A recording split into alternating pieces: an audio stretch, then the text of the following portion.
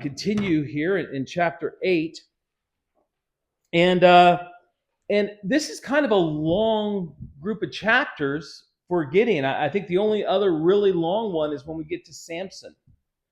So we have this judge, Gideon, and would we describe him as a brave man? No. But matter of fact, we might even want to be hard and say we don't know how faithful he is, but he sure ended up, doing exactly what God wanted, right? Yeah. Do you remember the parable that Jesus gave? He says there were two brothers, two sons, and the father went to one and says, "Do this and that," and the brother says, "I will not." But he ended up doing it. And the other brother was kind of a schmoozer, and the dad says, "You need to go do this." "Yes, Father, I will absolutely do this." And he ended up not doing it. And Jesus says, which one did the Father's will? One who said, I will not do it. Yeah. Yeah, and again, like you said, it's not the ideal. Of course, how many of you heard the expression, delayed obedience is disobedience? Yeah, that's a good phrase. And sure, but we see a lot of people in the scripture that are like that. And again, not ideal, but it seems to be common at least. And how many times did God zap Gideon with lightning during this? None. How about how many times when they smashed the lamps, blew the trumpets, and yelled out? God didn't say, "Now I'm going to leave you for what you did. You better figure this out, buddy." He didn't do that, did he? No, God is far more merciful than we can ever fathom. Well, Judges chapter 8. And let's start in verse 1. And the men of Ephraim. Now, why are the men of Ephraim talking? Chapter divisions sometimes will cut up a thought. Sometimes chapter divisions and verses do us a lot of favors, right? Aren't you glad we didn't start and say, I don't know, somewhere in the middle of the book, figure out where this is? Here, this chapter division probably isn't doing us a big favor, except to make sure that we don't have like 96 verses in there. It kind of cuts it down. But why is Ephraim speaking here? They went into battle. Okay, so now it probably is that 300 has probably swelled far above 32,000. It's probably exploded again. So it's not just those 300. And the men of Ephraim said, "Why hast thou served us thus, and thou called us not when we went to fight with the Midianites?" And they did chide with him sharply. He says, "Why didn't you tell us about this sooner?" And verse 2, and he said unto them, "What have I done now in comparison of you? Is not the gleaning of the grapes of Ephraim better than the vintage of Ebiezer? God hath delivered into your hands the princes of Midian, Oreb and Zeeb. And what was I able to do in the comparison of you?" Then their anger was abated toward him when he had said that. So what's the problem that's going on here? Why are the men of Ephraim a little bit upset? Well, they weren't called, and they've got a track record. Yeah. And why didn't you call us?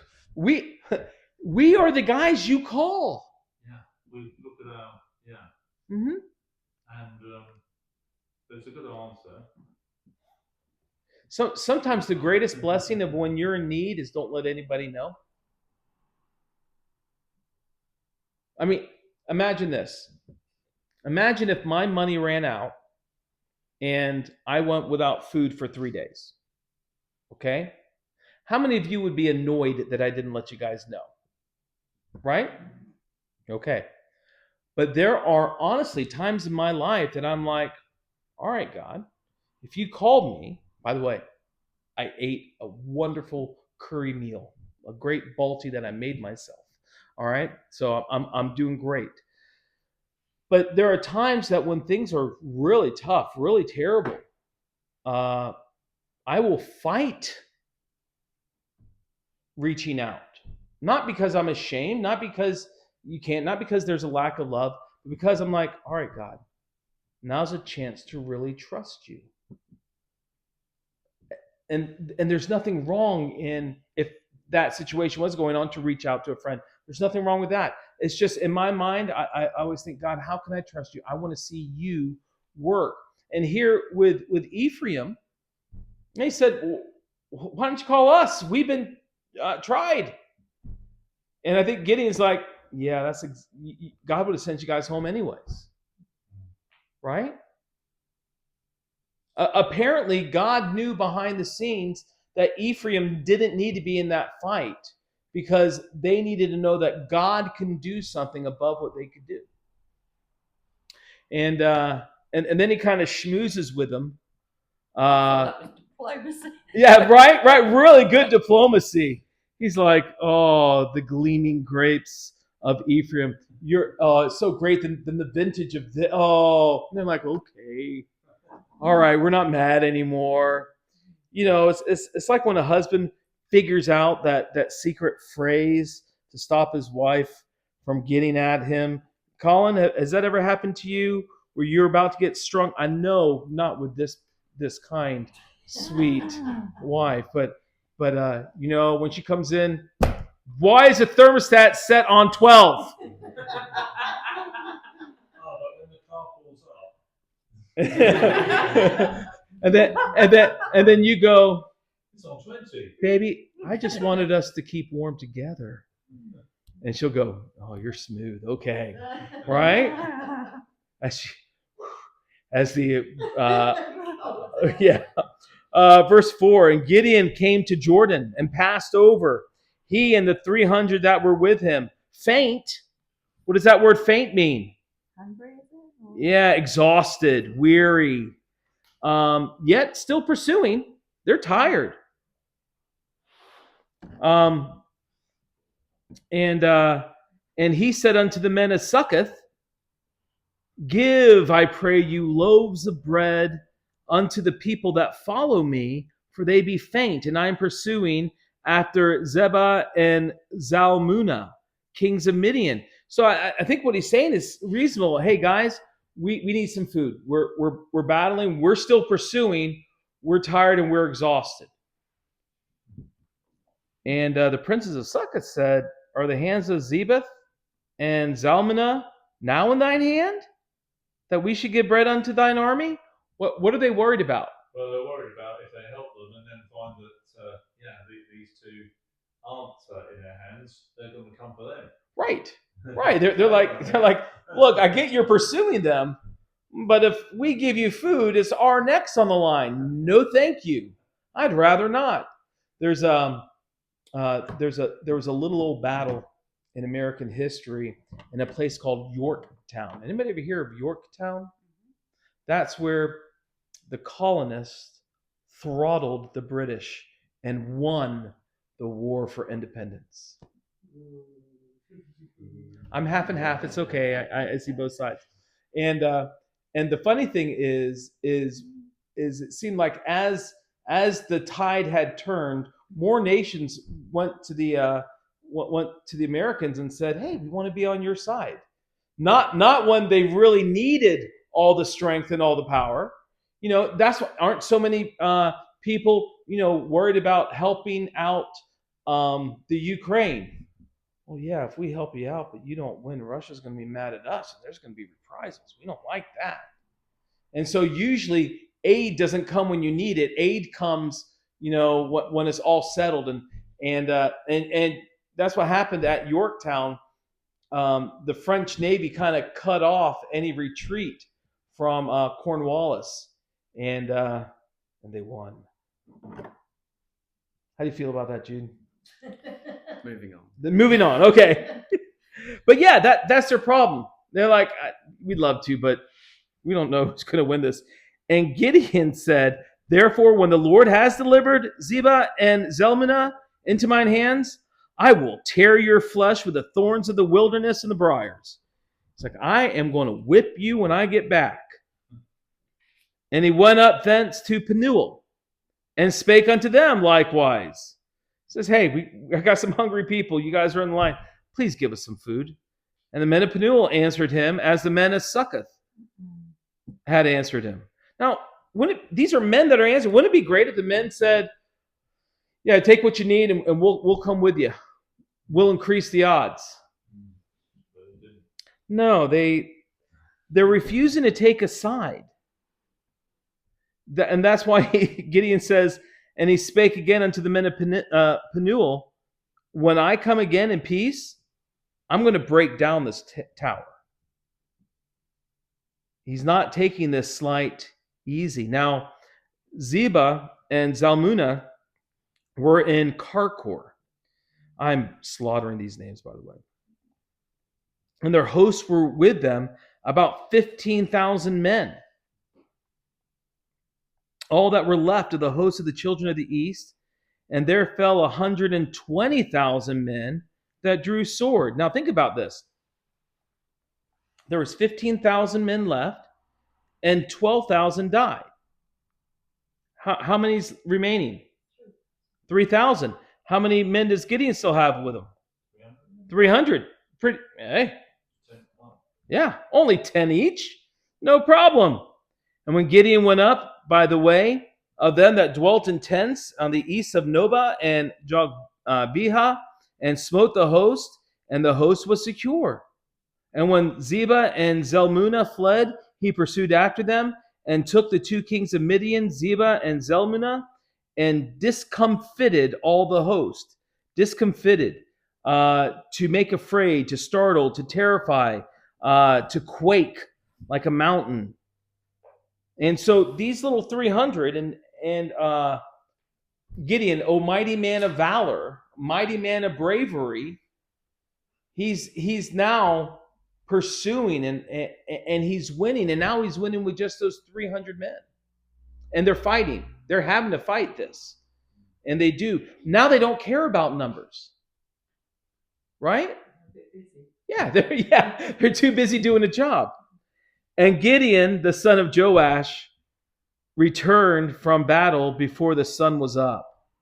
And that's fast, right? At night, they break the lamp, and now before the sun comes up. So this is all happening in dark time. And they don't have to worry about street lights, right? Because they didn't invent the light bulb. They have street lights, but no light bulbs. So this was a lot easier. Okay. Thank you. Verse 14, and called a young man of the men of Succoth, and inquired of him, and he described unto him the princes of Succoth, and the elders thereof, even 70 men. So now we have, what's 70? 77. By the way, once numbers start becoming a little bit more definitive like this, 300 might be very, very accurate. It might be 300 complete, maybe one with, but maybe 3,000 might be a couple more, couple less. But as soon as it's pared down to 77 men, now we know that these are very purposeful, accurate numbers. And it's not that God couldn't give the right number. It's just, remember, these books are written in ancient times. They just knew it needed to be about this much versus about this much, right? And then once things got smaller, the smaller details were important.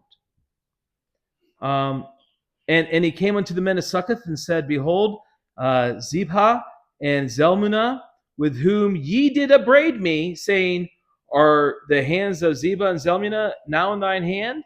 And we should give thee bread unto thy men that are weary. Gideon went back and he says, we got an issue here. Remember what you said? Yeah.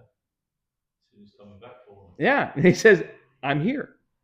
The bill has come due. It's time to pay the piper. And he took the elders of the city and thorns of the wilderness and briars. He was not talking figuratively. He got a bunch of thorns and a bunch of briars, and with them he taught the men of Succoth. lesson. Yeah, he taught them a lesson. They're picking out thorns out of their backsides probably for a long time. Why? Why?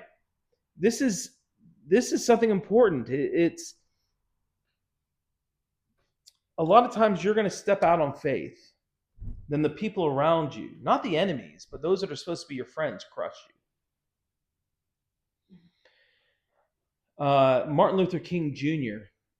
He said, the words of my enemies didn't bother me, but the silence of my friends did.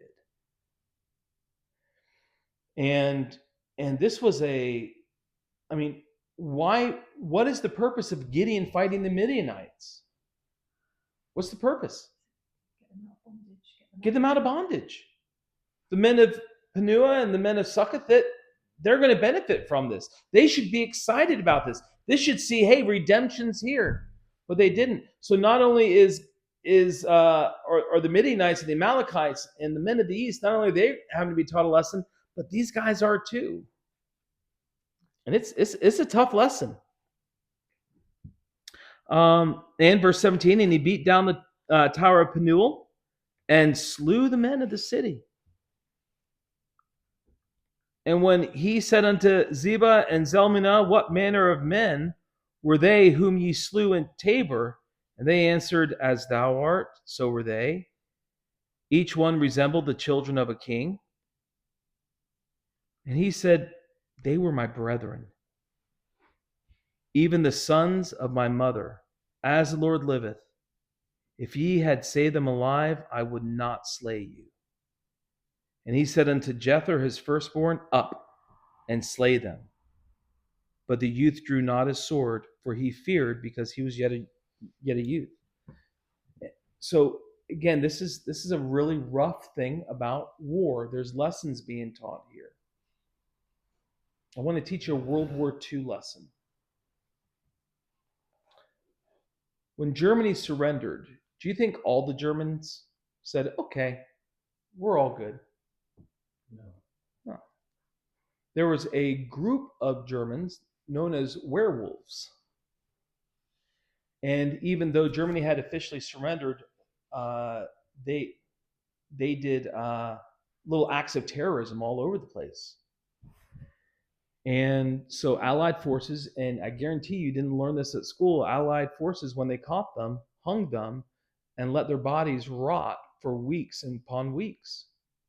Now, is that cruel? Is that inhumane? Is that terrible? Yes. Sometimes terrible things have to happen in order to stop what's going on. I'm not recommending that for future battles that our countries are involved in, but I'm just saying we go and we look. The atomic weapons used in Hiroshima and Nagasaki, terrible weapons. Hopefully that ended the war quickly. But so here there's a lesson being taught, and he's teaching his son that new bondage against these men. He says, you're no longer in bondage, and even though you're young, take care of them. He's terrified. The kid is scared.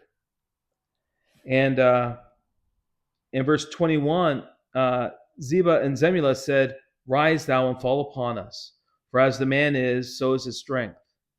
So they said, you can do it, go ahead. And Gideon arose and slew Zebah and Zalmunna and took away the ornaments that were around their camels' necks. And ornaments are kind of moon crescent shaped things that would kind of indicate who these people were, that they were kings or princes. Verse 22, and the men of Israel said unto Gideon, rule thou over us, both thou and thy son and thy son's son also. Sorry, Pastor. Yes. So that scenario just looked at. Is Yes. that like a scenario where it's like, oh, it's in the scripture, but it's not scriptural, or is this like? You mean with the execution? With like even just like the son part, like I don't know, the whole verse 19. Like, is this just telling us this happened? Gideon said this. So it is certainly saying this is what happened. Right. It is certainly also indicating that in this warfare, bad things happen. Right. And again, I'm not going to put a morality on it. And you're asking this. Yeah. It's in the scripture, but is it scriptural? Yeah. It's in the Bible, but is it biblical? The easy answer is simply, I don't know.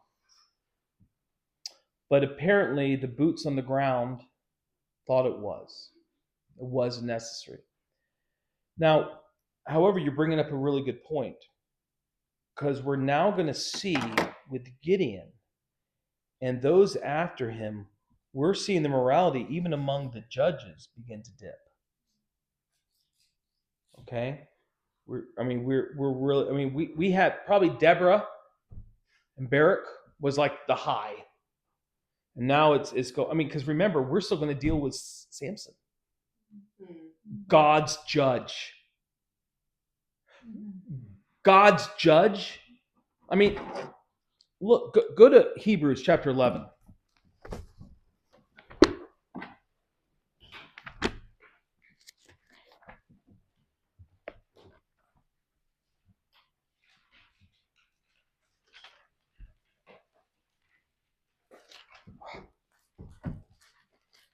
Hebrews chapter 11.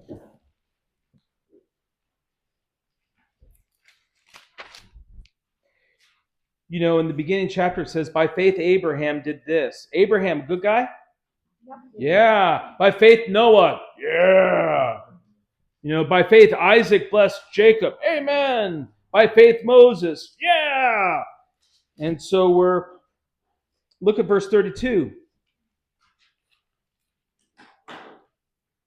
End of Samson. Yeah. And what shall I more say? For the time would fail to tell of Gideon. Now, these are people of faith. Now, if you were going to choose people of faith, this is what God chose. Gideon, Barak. What is Barak known for saying? Wasn't he gonna bless the wrong battle? No. No. With me, Deborah. I won't go with you. Yeah, Deborah, unless you're holding my hand, I'm not going anywhere. And of Samson. If you're going to talk about men of faith and you're going to use people out of the book of Judges, I would have chose Deborah. I would have chose Caleb or Othniel.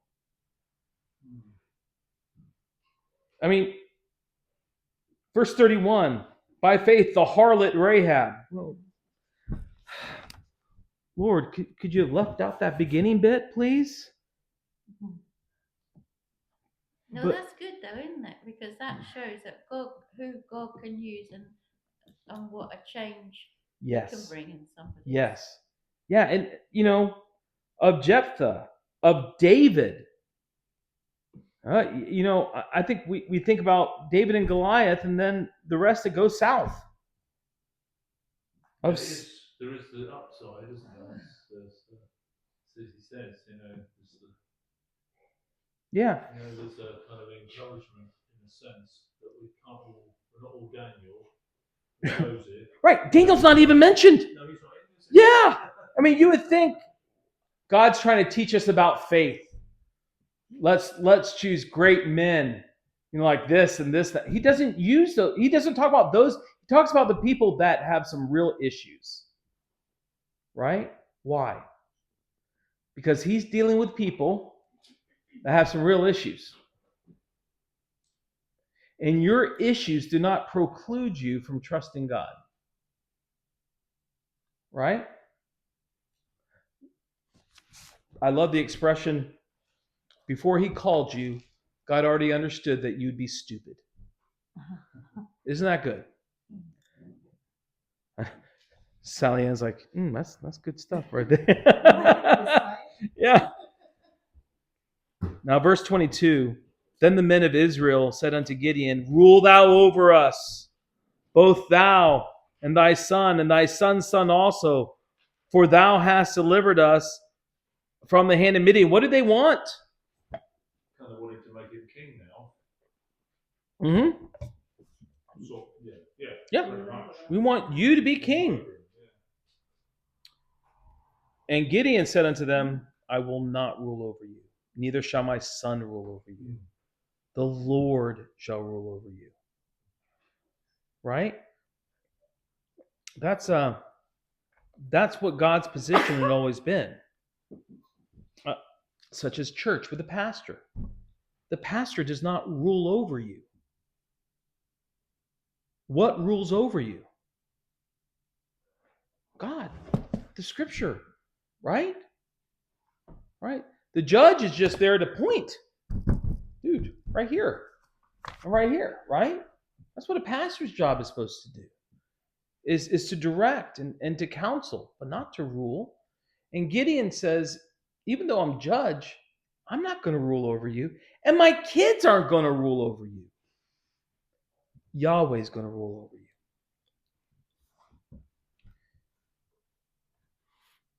Why do you think they wanted this? Why do you think the people wanted this? The victories God was giving to him. And Right. it's continuing. Right? They saw Gideon was a master general, a master tactician. Well, what else? What else might be another reason? They're always sort of like thirsty for some sort of human leader, you know, Yeah. of some sort. And there's the problem, right? They eventually always want to look this way. And they forget about this. As a matter of fact, Eleanor, I'm not saying you're wrong, but I would almost debate it's not that they saw the Lord doing things through Gideon. In their eyes, look at all the cool things Gideon's doing. And man, he ripped apart those enemies. Oh, and did you see him grab those brambles and whip their backsides? Was it always something that they could see and not trusting in God that they couldn't see? Yeah. We really like things that we can see. I mean, we even if it does us no good. A silly example. We started talking, that hey, we're starting preparing for the carol service. Man, I got like 80 questions. What about this? I don't know. We're still planning. We're still working. And but we want to know. Is there anything wrong with wanting to know? No. But we need things that frustrates Christiana a lot. She's like, how are we going to do this? I don't know. We'll get it done. I need something else. I don't have anything else. But it'll get done. We're cool. We're okay. And God, just like you said, we can't see God. We can't yell at God. God can't yell at us. We can't. He can't petition on our behalf. We're tired of all this trusting in God to bring another deliverer. How about we just take the deliverer that we have, make him permanent? Okay? He's going to be a benevolent dictator. Oh, it'll be lovely. And Gideon says, no way. And Gideon said unto them, verse 24, I would desire a request of you, that you would give me every man the earrings of his prey. For they had, the Ishmaelites, they had golden earrings. And they answered, we will willingly give them. And they spread a garment and did cast every man the earrings of his prey. And the weight of the golden earrings that he requested was 1,700 shekels of gold. Oh, boy. How much is that, Kim? A lot, yeah. Well, it was enough to be in a garment, right? A shekel weighs about 4 grams. Like a teaspoon of sugar. Maybe. I will trust you on that one. But a shekel is 4 grams, and there was 1,700 shekels, right? So that means it was about 6.8 kilos of gold that was collected. And what do we know about gold? It's a metal. Correct. It is a metal, and it's really pretty. What it is precious. Pardon? Doesn't corrode. Doesn't corrode. What is the most unique thing about metal? you know, it does not, but you can't get rid of, you know what I mean, it'd still be there. We're stuck with it forever. What are you asking? It's the most malleable. Okay. Do we know what malleable means? Yeah. Before. Yeah. It can be stretched out like paper, hammered into super thin. It better than any other thing. That's the reason why I like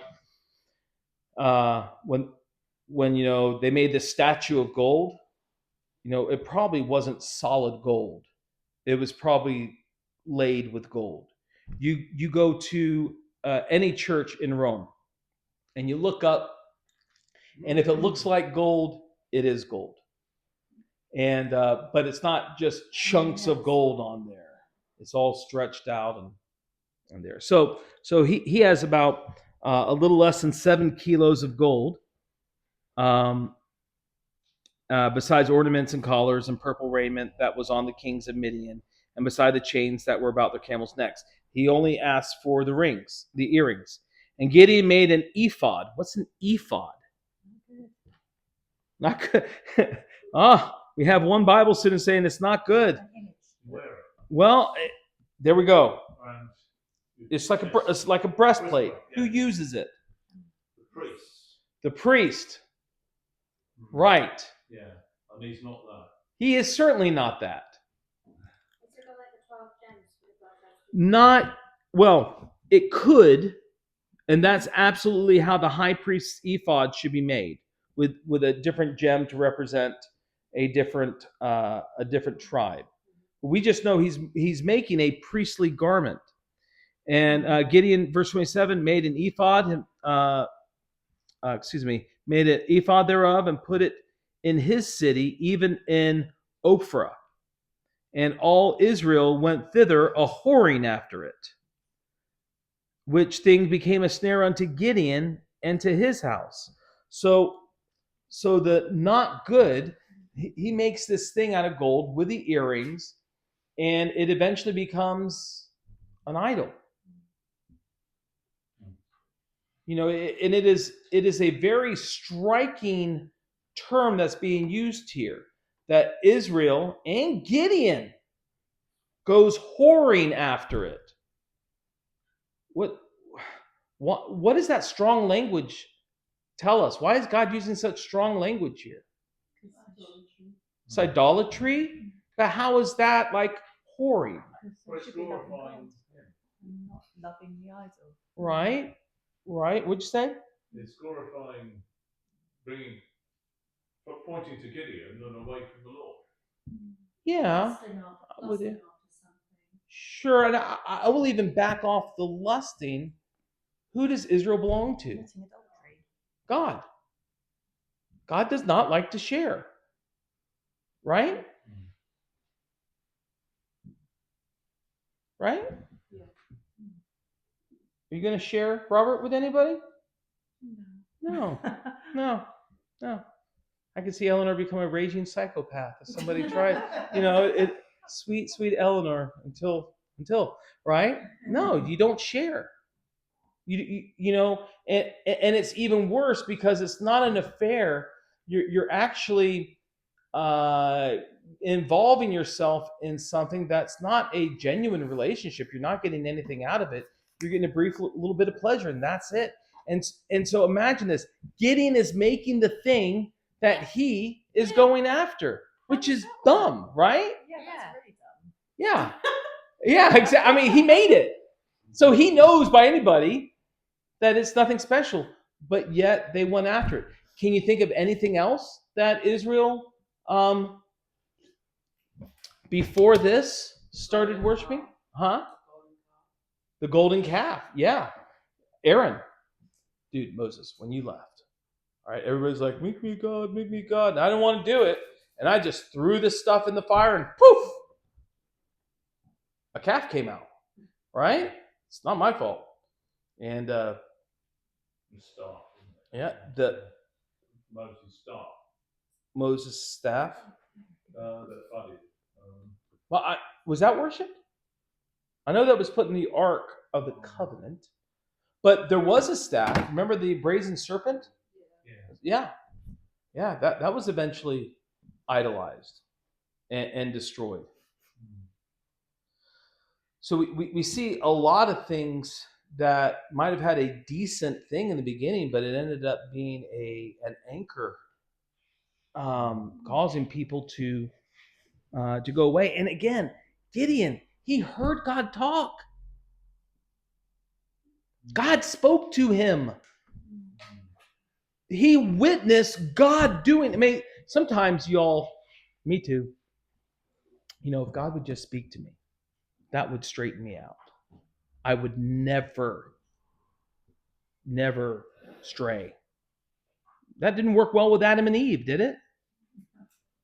Hasn't worked well with anybody since then. Our hearts are our hearts are our hearts.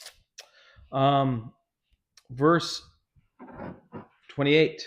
Thus was Midian subdued before the children of Israel, so that they had lifted up their heads no more. And the country was in quietness 40 years in the days of Gideon. So what's the positive thing that's happening?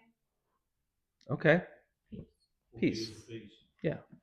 Peace. But it's not lasting, and they're already going after false idols. We're not waiting a generation. There's a generation of peace, right? But not a lack of idol worship. So now we're seeing things going to increase. 29, and Zerubbabel, the son of Joash, went and dwelt in his own house. And Gideon had 70 sons of his body begotten, for he had many wives. What? He has 70 kids with a bunch of different... Where did you get this great idea? You will, by the way, you will see an argument that people will make, that, there's nothing in the Bible that condemns polygamy. All the time it does. And it's usually, hey, if you have a king, they're going to have multiple wives, and it's just going to be terrible. And you always see the issues that happen with it. Does it happen? Sure. Does divorce ever happen? Yes.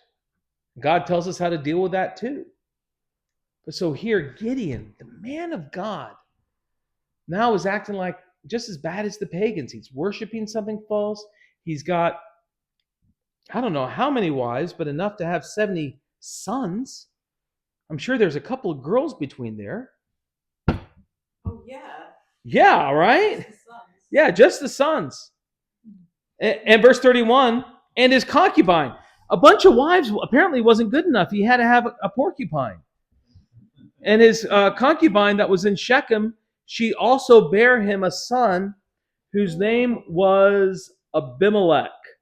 Now, Abimelech, in some listing of judges, you will see Abimelech as a judge. I heavily disagree with this. Not only is he not called a judge, but he was oppressing Israel more than anything else. Okay? So I think this is just a continuation of the Gideon story. But Abimelech is there. And Gideon, the son of Joash, died in a good old age and was buried in the sepulchre of Joash's father in Ophrah of the Abizarites. And it came to pass, as soon as Gideon was dead, that the children of Israel turned again and went whoring after Balaam. See, before they were just going after that ephod. Now they're going after Balaam. And made Baal Berith their god. And the children of Israel remembered not the Lord their God, who had delivered them out of the hands of all their enemies on every side. Neither showed they kindness to the house of Jerubbaal, namely Gideon, according to all the goodness which he had showed unto Israel. So, happy times are gone. I'm just going to let everybody know. From this point on, there's not going to be a happy story with anything. It just gets worse and worse. And next week when we get to chapter 9, it's terrible. Just prepping you for that. It's terrible, and we're gonna be reading it. You're gonna go, What's happening? But what's the big lesson we can learn from chapter 8? We need to not forget. Don't forget. And maybe this. A victory today does not mean you're going to be victorious later on. Every day is a choice. Every day is a choice. It's vital. Every day is a decision. It's has anybody ever canoed in a river? Yes. It is fun going downstream. It is. No? 6 seconds. Why not? It looks scary. Well, yes, that could happen. Canoeing downstream is great. But if you miss, sometimes there's little stops that you have to make, and if you miss that stop, you've got to go upstream. And now you're working really hard. And if you have somebody else in your canoe with you, and they're too tired, they got to take a break. While you're canoeing upstream, guess what happens? Don't get very far. Start going Backwards. You start going backwards, right? A lot of times in the Christian life, that's it. You know, once we decide to go, whoo, this is really hard. I think I'll take a little bit of a break. We don't find ourselves in the same place. We find ourselves backwards. I think Gideon, I think all of Israel sees that. And again, they saw God work. But again, something that you said, Rebecca, about what they were doing is was this right that they were doing? It simply recorded what they were doing.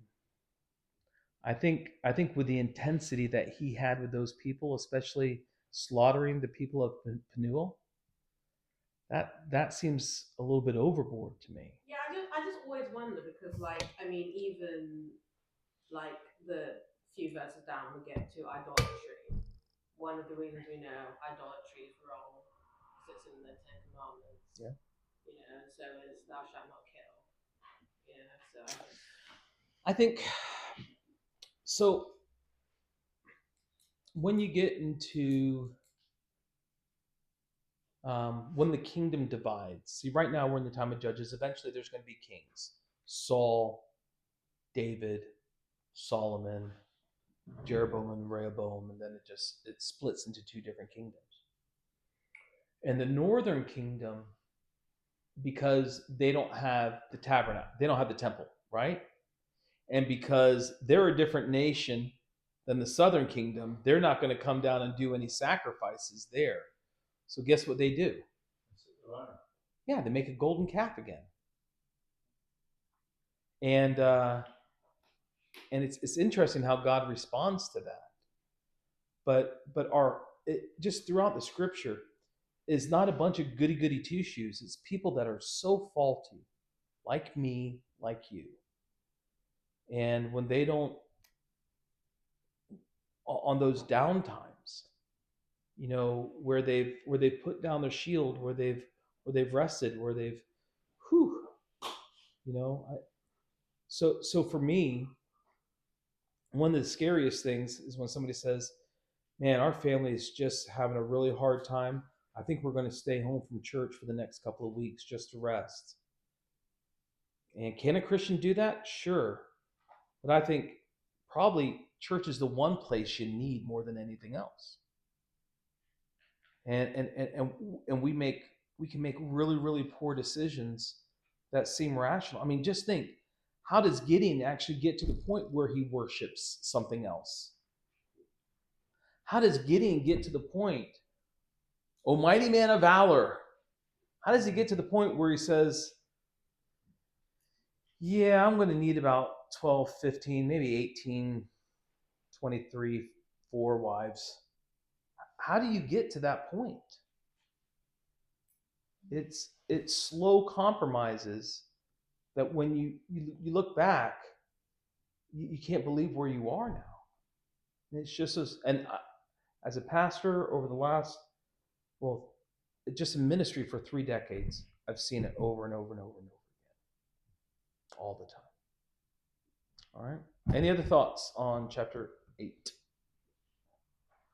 All right. Well, God bless you. Have a good trip home, and we will see you.